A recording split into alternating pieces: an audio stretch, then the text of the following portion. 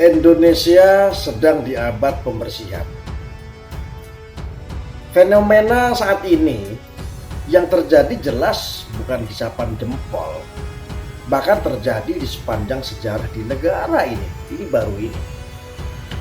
Saya jadi teringat apa yang disampaikan oleh Kiai Haji Muhammad Mukhtar Muti, sang mursyid Sidikiyah Jombang pasca terjadinya ujian dalam keluarga atau mencakup marwah pesantren Sidikiyah yang saat itu marwahnya seperti ditelanjangi dengan adanya isu pemerkosaan putra sang kiai terhadap santriwati yang isunya belasan santriwati di bawah umur.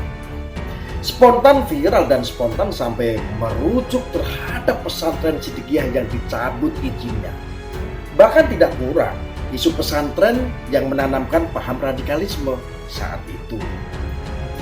Nah, ceritanya begini. Saat itu saya sempat kaget dengan kabar tersebut dan hampir percaya. Lalu selang ramainya isu tersebut, akhirnya saya mencoba untuk masuk ke dalam untuk mencari tahu ada apa sih.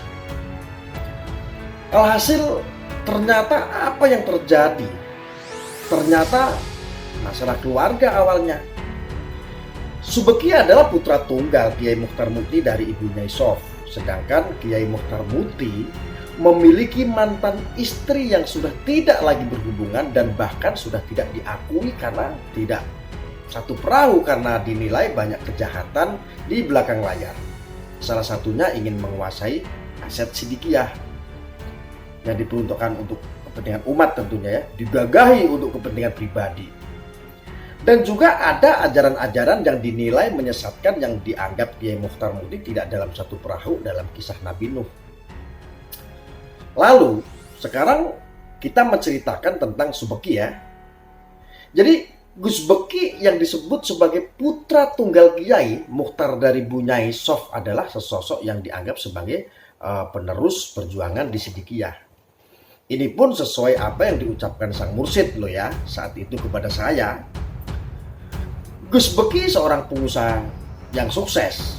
Dia punya usaha seperti pabrik rokok, hotel berbintang ya, hotel berbintang, bahkan aktif untuk mempelopori kegiatan-kegiatan sosial dengan menjabat ketua OPSI.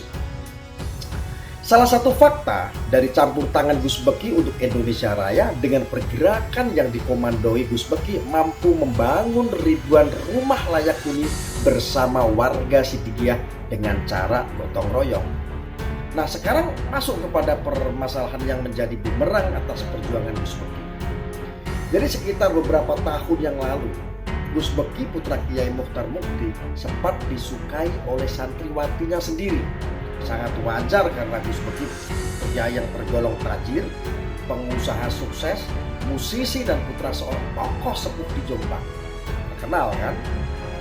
Dulu perempuan ini memiliki harapan pengen dinikahi oleh Gus Beki, bahkan rela untuk dijadikan istri keduanya. Singkat cerita ya, urusan cinta ini kandas menjadi sakit yang akhirnya ada pihak yang mendukung atas hancurnya calon penerus sang kiai tersebut yang namanya Gus Beki.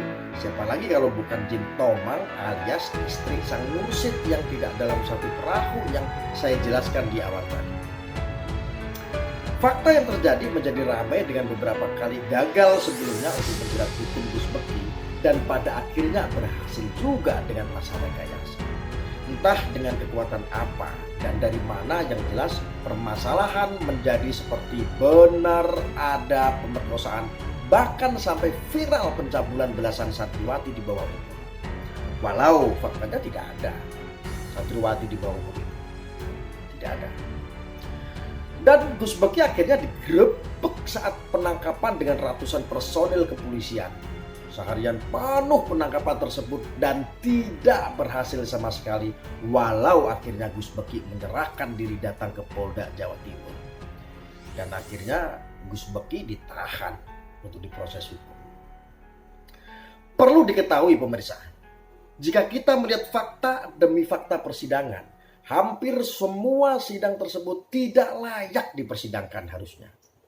Mulai dari visum yang tidak jelas, saksi JPU yang membantah keterlibatan, saksi korban yang membuka kancing sendiri, Bahkan ada cat cinta-cintaan yang diakui sendiri oleh yang katanya korban atau pelapor. Ketemu berapa perkara kesaksian tersebut adalah kasus pemerkosaan. Hampir dari semua persidangan bukan malah memberatkan, malah meringankan terdakwa putra Kiai Jombang tersebut. Jelas ini kasus rekayasa. Ironisnya, saat ini Gus Beki dituntut 16 tahun penjara. Sadis kan? Sekarang saya mau sedikit flashback belakang tentang apa yang disampaikan oleh sang mursyid Sidikiyah, yaitu Kiai Muhammad Mukhtar Mukti. Saat itu beliau sedang menjelaskan bahwa ini fitnah, jangan dibuka di sini, kembalilah masing-masing. Jika memaksa buka-bukaan nanti akan kebuka semua aib. Bintang-bintang akan berjatuhan, melati berserakan, dan puntung-puntung terapung. Itu ucapan sang Kiai, masih teringat saat viral itu. Dan fakta yang terjadi hingga hari ini semua terbukti.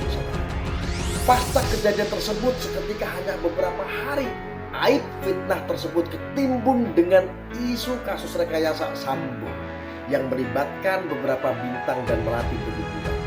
Disambung lagi kasus Kanjuruhan yang membuat bintang-bintang ikut gugur.